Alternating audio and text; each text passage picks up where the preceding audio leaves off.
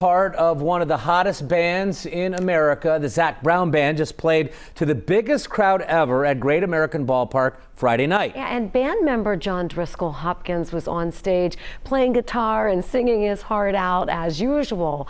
But off stage, he's battling Lou Gehrig's disease, and slowly it's taking its toll. He and his wife sat down with me to talk about how he's become the face of this brutal battle.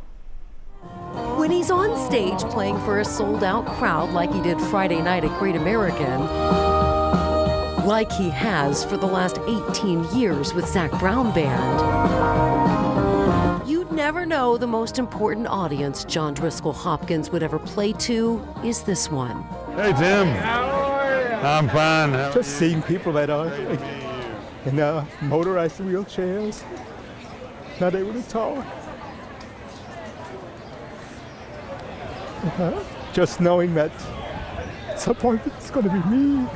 A year and a half ago, John got the same devastating diagnosis as all of these people. 3 letters that changed his life: ALS. I don't feel like the face of anything, but I'm doing what I can to bring awareness. Every day he fights to keep playing, to keep singing, to keep moving.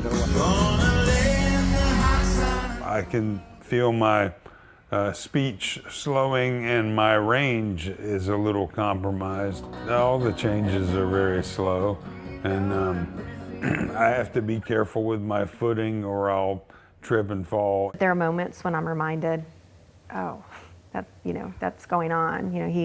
At night, it's like fireworks. He twitches a lot. His best friend and wife of 15 years, Jennifer, sees the gradual changes, but she's focused on the fight, not the unknown of what's ahead. Honestly, he amazes me because he gets up every day, he works hard, he goes. He's not gonna stop. I don't think he'll ever stop. As positive as they both are, I ask them if they feel chipped or angry that they've been dealt such a bad hand. It's the only time they're not in harmony. I really don't think about the future. We take it one day at a time, and I mean, honestly, I do. I'm so grateful. I feel like I'm gypping her. I feel like I'm not making good on promises, I'm still here. I'm still a part of the everyday rig, but I feel like she deserves more. So instead, they choose to focus on finding a cure with their foundation and helping people in the middle of the same battle. It felt almost like a responsibility and not a choice. We have this massive platform and this opportunity to reach millions of people. Never did the Hopkins expect the spotlight to shift from John the musician to John the ALS activist. We can't give it away fast enough. We're just trying to get that research. Here, he's reminded there are some things even more powerful than a hit song or a sold-out concert. I act like I have courage, but I don't know what tomorrow is, and I hope that I don't quit.